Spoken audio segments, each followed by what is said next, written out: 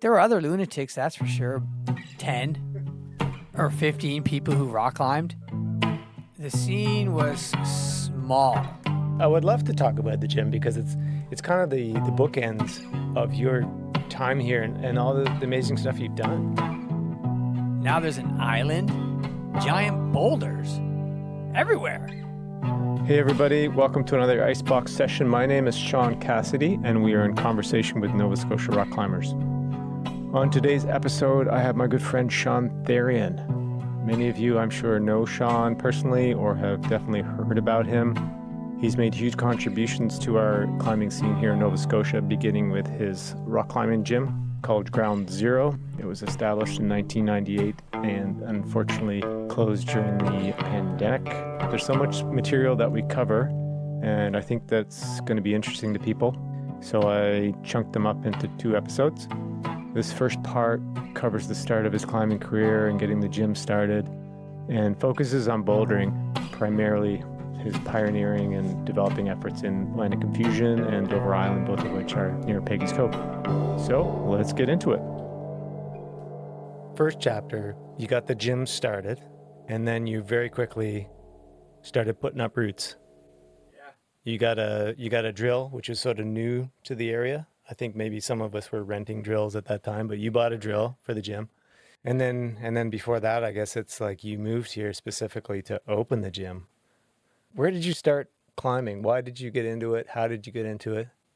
I started climbing in the early 90s in Ottawa, and then at the same time I was basically making a living from cycling.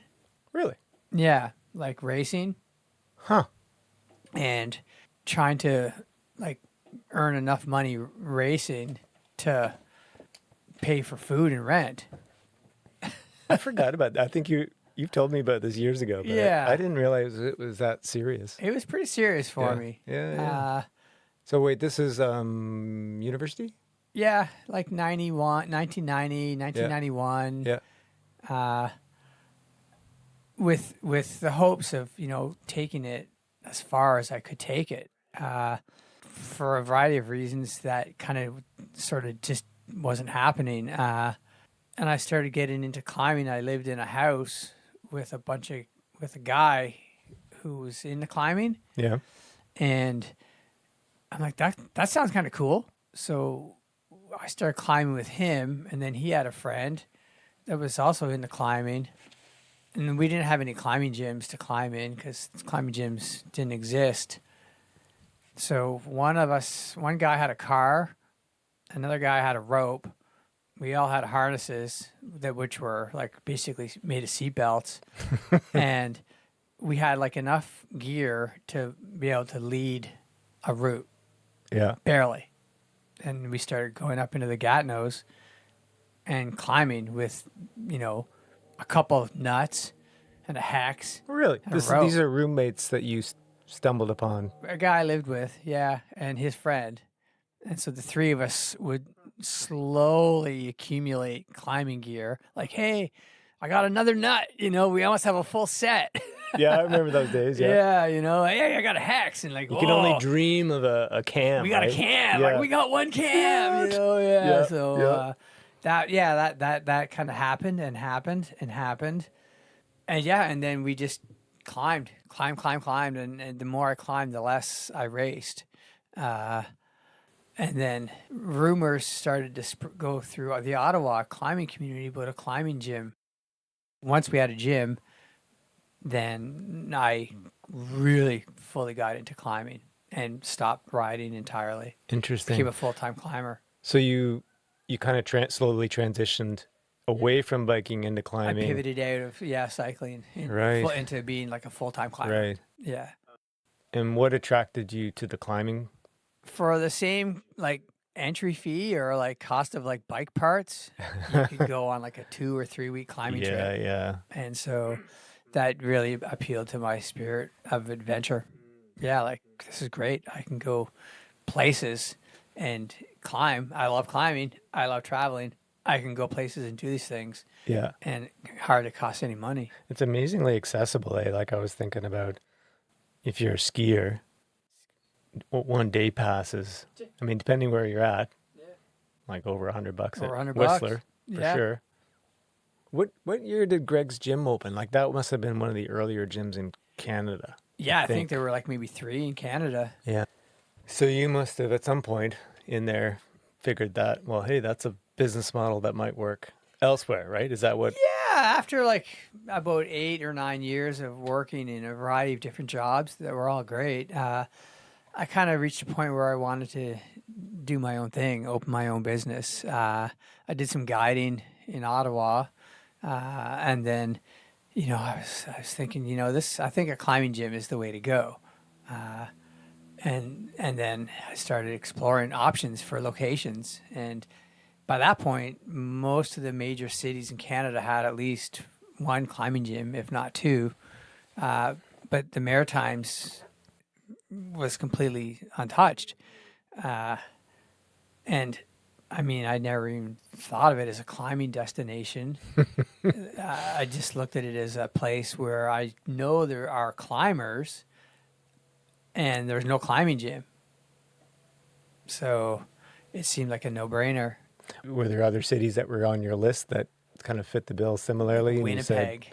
You said, ooh, good choice. Yeah.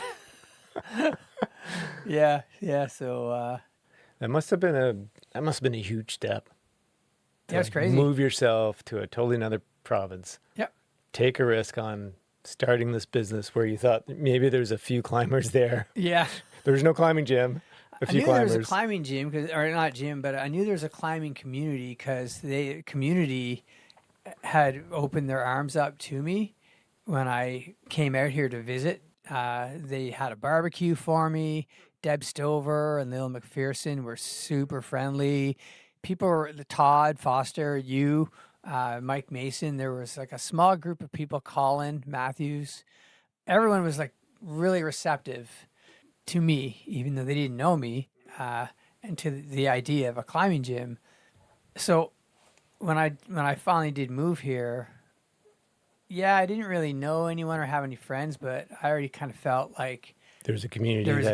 Grabbed you, and they were ready to rally around me. Yeah, and I remember being excited about that prospect of you opening a gym. I can't remember how we got all connected. I'm assuming it was through Climb Nova Scotia somehow. Climb Nova Scotia, yeah. Because Deb and Lil were part of that at that time, I think. Yeah, they big time. Yeah. So Dalplex existed before you guys came, so a small wall. Is it still there?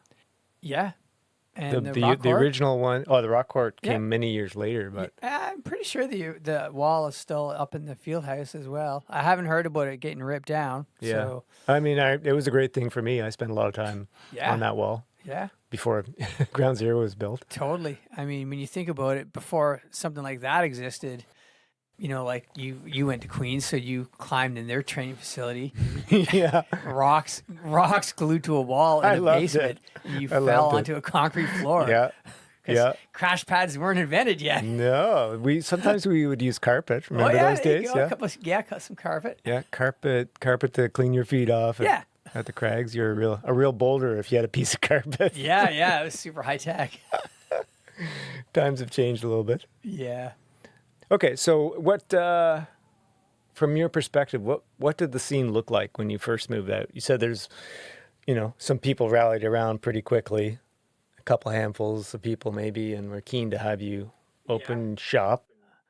The scene was small because you knew everyone. Like everyone who climbed basically knew each other. It seemed to me like maybe 10 or 15 people who rock climbed. I would agree. Yeah. And like if you said 20, then I think that would be reaching. Yeah. And so the scene was small, and people knew each other. You must have been freaking out, like, oh my God, I'm opening a climbing gym, and there's like a dozen people that climb. What have I done? Yeah, that was a bit of a concern. Yeah, no doubt. That's for sure.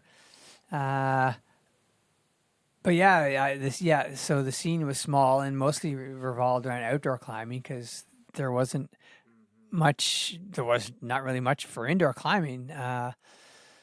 Yeah, but it sure started to grow quickly. That's for sure. Do you remember your first experiences climbing here? I don't even know if you did. We probably took you out bouldering.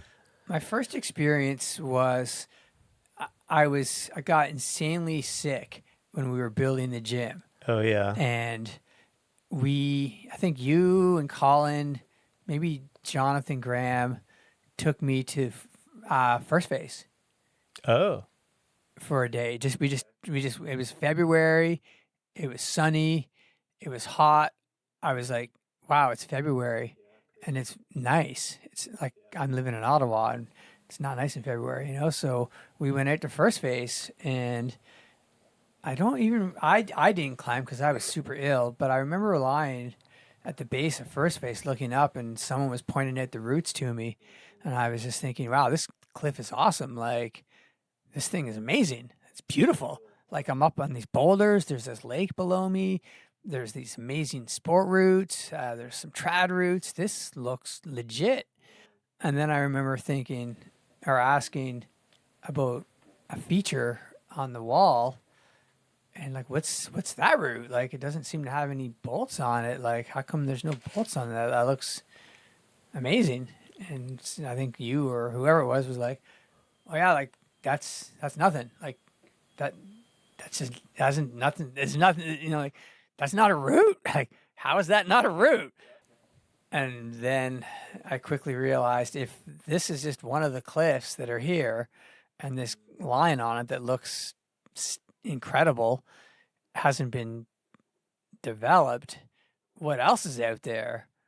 And yeah, everything changed at that point for me. So the route we're talking about is the arête, right of April Cool. Yeah, blue sky mining, Which is a beautiful, striking arête natural that line, chases up to the feature, sky. Yeah. puts you in an incredible position in that scooped out arch.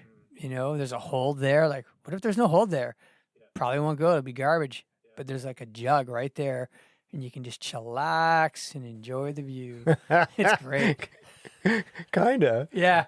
So that route, it doesn't get climbed too much. Yeah. Do you know why? The first bolt's kind of high.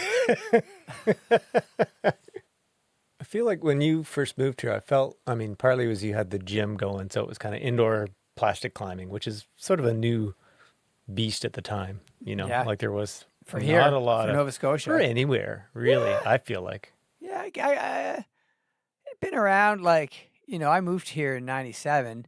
Rockheads, Coyotes, they'd been around for a good 6 or 7 years. I'd been out west, climbed in the nationals at the Edge in Vancouver, like 3 or 4 years before I moved. oh here. wow, you were in the competition. Yeah, I climbing. did a lot of competitive climbing. Oh cool. Yeah, like way back then, Quebec and Ontario. I hitchhiked across the country to climb in the nationals in Vancouver. Wow. Yeah. Wow. So yeah. I was making money off of that a little bit. Or Pro climber. pro climber, God yo. damn. Are you competitive by nature? I didn't like you're competing in the biking and trying to make a living out of that, and I forgot you were competing in climbing as well. Yeah, I guess. Is that kind of running your veins? Yeah, I think it must a little bit. Yeah. Yeah, I mean, for me it does. Yeah, I What like. drives you with organized competition like that? I guess I like the process of like preparing for an event like that, and then I like what it means to have to try and be at your best on a certain day, and then I like the nuances of what's involved in being at your best. There's lots of little subtleties to competition, whether it's bike racing, probably more so for climbing. Yeah. The margin for error is a lot less. If you take more than one try, that could cost you a win. So flashing is really important, or your foot dabs the ground. That's a try. So like if you're outside or if you're just climbing for fun, that's no big deal. But in a competition, that's a big deal. So I kind of like So the, focused performance that needs to occur at that moment. yeah, You like that's pressure, I yeah, I guess. like That's that pressure. pressure. I like that pressure Yeah. because I found that pressure useful for climbing in the real world, like real world climbing. I think competition climbing is really good and helpful for people that are serious about real world climbing. How so? Well, it's getting dark. You're getting tired. Your skin's getting weak, and you may only have one Mm. try left on this thing. And you could be on a climbing trip. You got to fly home the next day, and you want to do this climb. So if you can do it sooner, then you're not even in that position. But if you Yeah. can't do it sooner, Yeah. and you've got one try left, well, that's finals time. You know, it's like you're in the finals. Game on. Game on. You're tired. You're rote. You still got to perform. You get one shot. You get one shot, and that's it. So, competition climbing can be really good for that. What about I was going to ask this later, but training for climbing, not just the mental part which we were kind of talking about, but I feel like not competition stuff, but just keeping your body in shape to tackle all those routes and problems that you developed over the years. I feel like you approached it a little bit more with a bit more rigor than I ever did. And maybe I'm wrong. No, I naturally probably suck at a lot of the activities I do. Climbing in particular, uh, You suck at climbing? I suck at climbing. Oh, that's Yeah, crazy. No, and you like don't. the only way I could have done any of the things that I did uh, was through like serious serious training. Yeah, I did a lot of supplementary work besides just climbing to enable my body to survive the assault that I would put it through, Yeah. uh, developing routes, uh, and then just climbing, like just climbing in general. Climbing in general required me to train a lot, uh, and then route development is a whole other beast. Yeah. So tell us more about how you would train to not suck at climbing. Uh, I would try and I did like a lot of core work, tons and tons of core work, uh, Sit ups. sit ups, crunches, ab crushes, leg lifts. I did a lot of work on hangboard. I did a lot of work on a system board. I didn't do any campus training whatsoever because that was just not for me. Uh, You had a Bacher ladder at one point. Used a backer ladder in the backyard, rock rings, all these different tools that exist. I used all of them.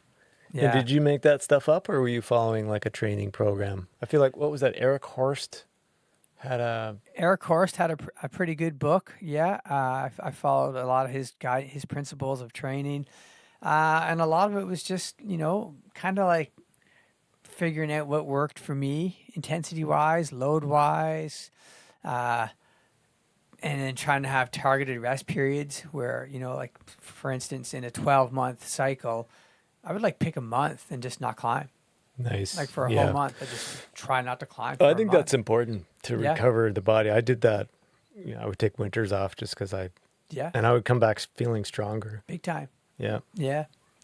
What do they call it? I think it's in one of like Jerry Moffat's books, the reminiscence effect. Oh. I taught a lot of Tell me about this. Sounds cool. Yeah, it's super cool. So, I mean, anyone that knows Jerry knows about his motorcycle accident where he completely annihilated himself and was out of climbing for well over a year. Right. So maybe back up and just tell. I bet a lot of people listening wouldn't really know who Jerry Moffat Yeah. is. Maybe I'm guessing. If you don't know who Jerry Moffat is, get yourself schooled. Yeah, yeah. Best climber in the world. Like one of the three best climbers in the world in the '80s.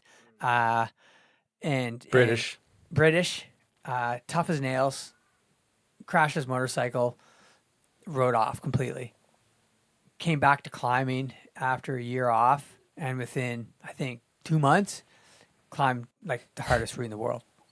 He attributed it to the fact that over that period of time where he hadn't been climbing, his brain deleted all the garbage that he had like downloaded from climbing. So all the training sessions where you're climbing with bad technique, you're fatigued, you've got sloppy footwork, you're over gripping, all the bad stuff that you do.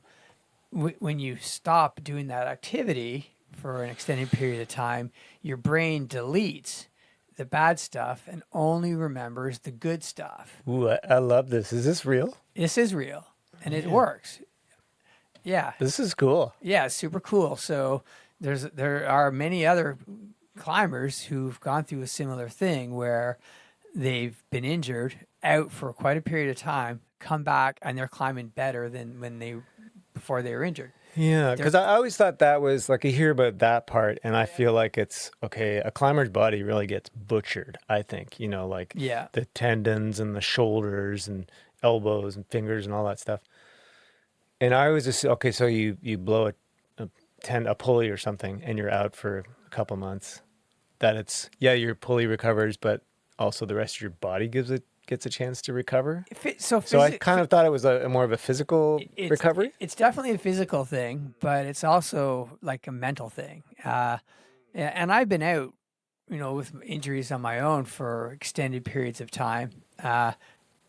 And yeah, it works. It helps you. When you start climbing again, your footwork is super crisp. There's like a short, like a really brief period where you kind of get reacquainted with the movement, and then it just clicks, and you're like, "Wow, I'm not as strong as I was." Yeah. But I'm climbing harder than I was. How is that possible? I love this. It's as you know, I'm kind of like addicted to surfing right now. I'm trying to learn that stuff. And the swell is so fickle around here. You can like, I had a stretch for 2 weeks where I couldn't surf. And I was like, I'm like, losing my gains that I was making in terms of, learning certain maneuvers on the wave. And then I would come back and it was like, this feels right. This feels good. And I mean, I hope what you're saying is true. I'm going to look this up. Reminiscence effect, like to purge the garbage, the noise around whatever you're.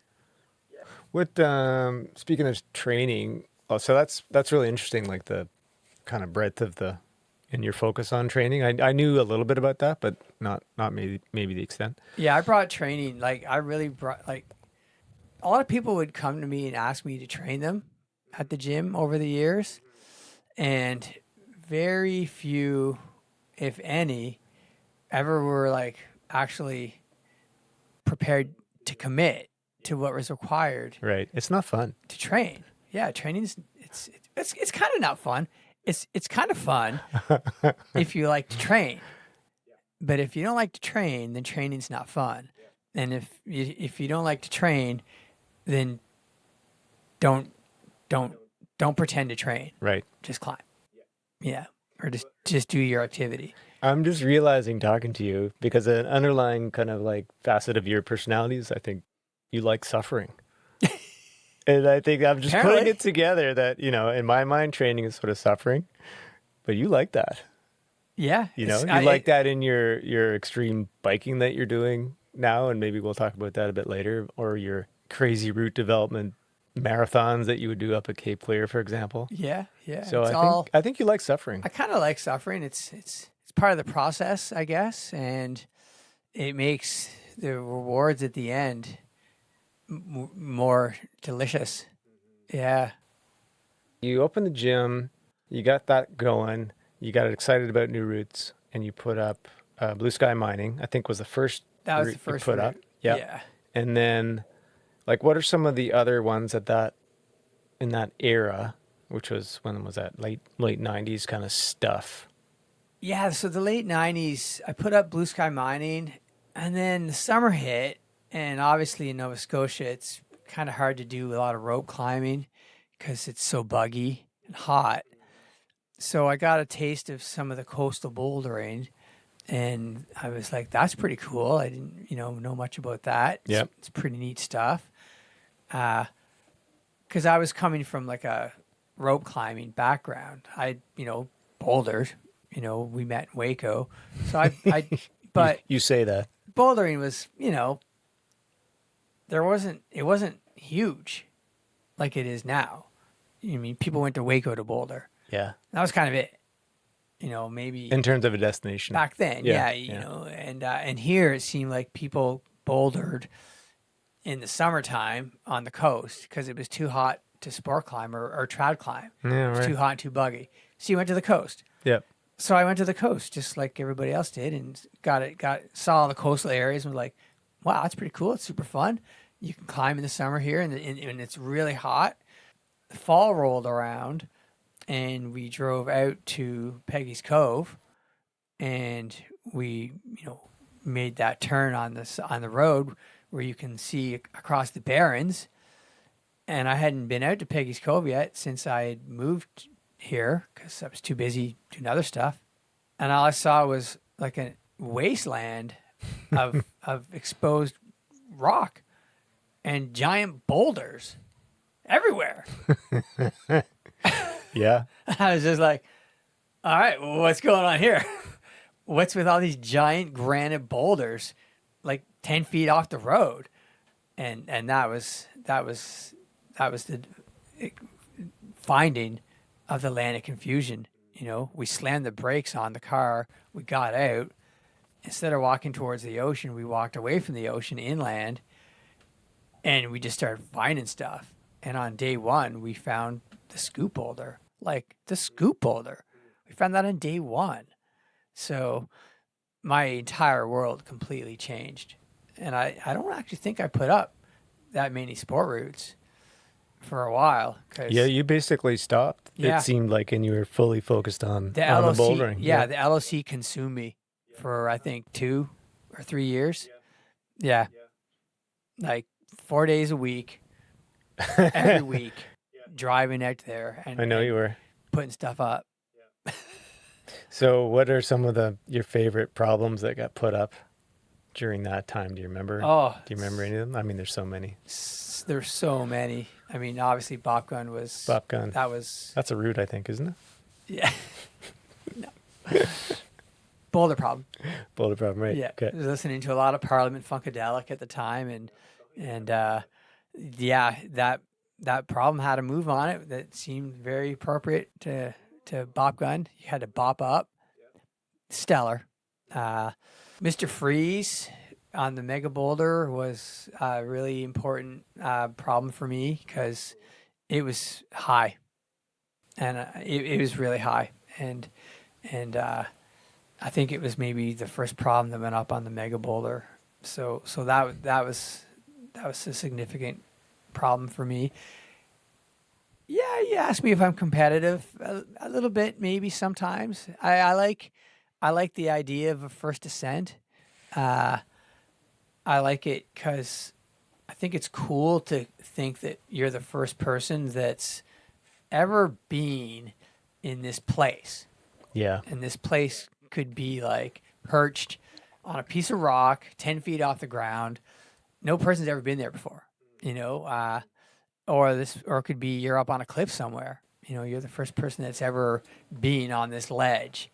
But also, I kind of like the idea of a first ascent because you and a bunch of people might be trying to do something, and you get to do it first.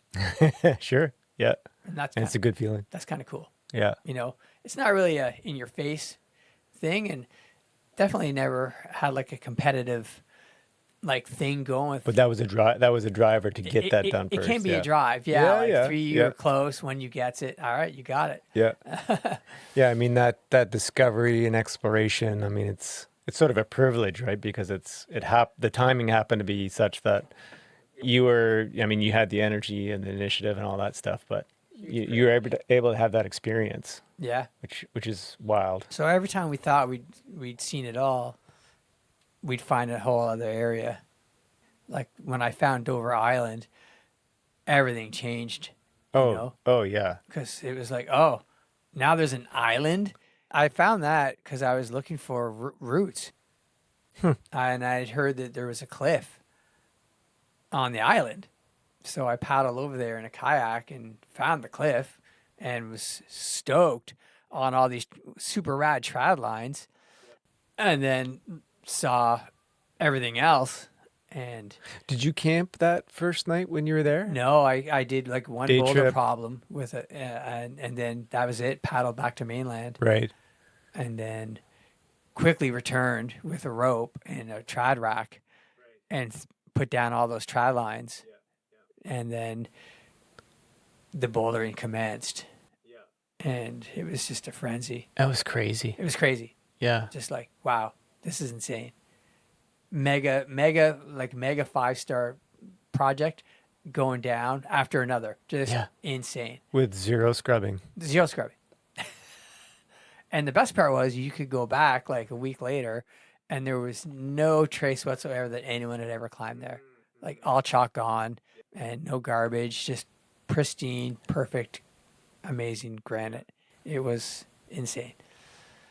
So I mean that's one of the premier. If Nova Scotia has a premier climbing destination, I'd have to believe it's It's got to be Dover Island. you Yeah. know? I mean the routes. We have a lot of fun on the routes, but they're not world class. I don't know if Dover Island's world class, but it's pretty darn good. Doable. Yeah. And I think not too long after you discovered that, we started organizing a Boulder Fest Yeah. there, right? Yeah. It started off as like the summer meltdown. Right. So like a festival organized through Ground Zero. And then it just, it became bigger. And then we, partnered up with Climb Nova Scotia, and then it became bigger. And I was kind of like, it's too big for me. It's a lot of organization. Yeah. Now that we're going to have like 100 people on the island, I'm just going to tap out and be a sponsor and a volunteer. I don't want to organize anymore. And yeah, that went on for many, many years. For all those years, like I'm thinking Land of Confusion and Dover Island, in my mind, you were you were a boulderer at that time. I didn't hear you doing much routes. But like through your history of climbing here, you've redefined yourself a few times in my perspective. And from that bouldering phase, I don't know why this transition, but I'm thinking that the spot, or the G spot, what you guys called it back then, was that the next kind of chapter? That would have been a big catalyst. Yeah. So during like the bouldering development years, I was putting up routes still. Okay. But like individual routes at individual cliffs. So, go to a cliff, put up a route. Go to a cliff, put up a route. No like big like area development rope wise, more like individual route. Yeah, here's a cliff, there's a route, bolt, send.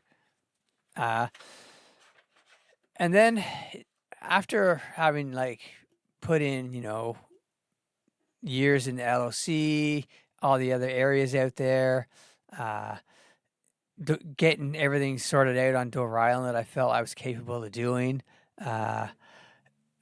We were, I was looking for more. I had seen the cliffs where the spot is, you drive by them all the time. You see them from the road. Yep. Everything we'd heard about them was they're garbage, so don't bother. So I hiked in there with Jess Gilbert, and looking for boulders. We had crash pads, and we found one, but we found huge cliffs instead. And I just was like, what the hell? This isn't garbage. I can't even, these are huge cliffs back here. They're not garbage at all. And I was back there within like a week, I think. With Todd. And then for the next 2 years. Yeah. We figured out a way to get to the top. We wrapped down the first couple of routes there, Fat Tuesday and Flakin'. And we're just like, these things are huge. Like these are these are full pitch routes. And then that was it. Development of that area just consumed consumed my existence. I remember going to Mac and just buying all the bolts and hangers they had. Like, give me everything you got. I'm going to need it all. All right, so that's part one. I hope you enjoyed it and you're starting to get a feel for the body of Sean's work. Thanks to my sponsors for helping me get this podcast off the ground, and a big special thanks to Ground Zero for keeping us all off the deck. Catch you later. And then we finished the day at Searles End. Yeah, we did It's a big day. that layback route, whatever that one's called. Recognition? Recognition, yeah. Day recognition. Finished the day on top of Searles End. And that was the Big Stupid. Big stupid. Sounds pretty stupid. It was dumb.